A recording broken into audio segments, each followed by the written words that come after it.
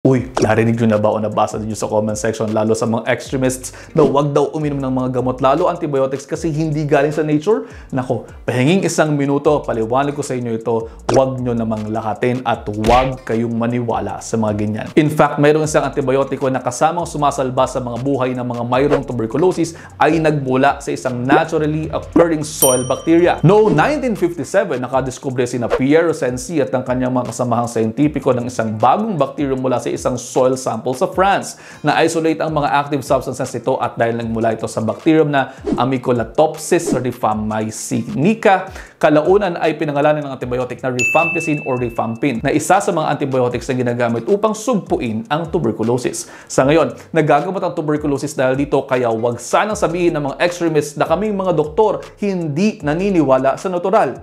So paano? Isang minuto na. Sana naliwanagan ng isipan ninyo. And I hope you're 1 minute wiser. I'll see you next time. Ingat!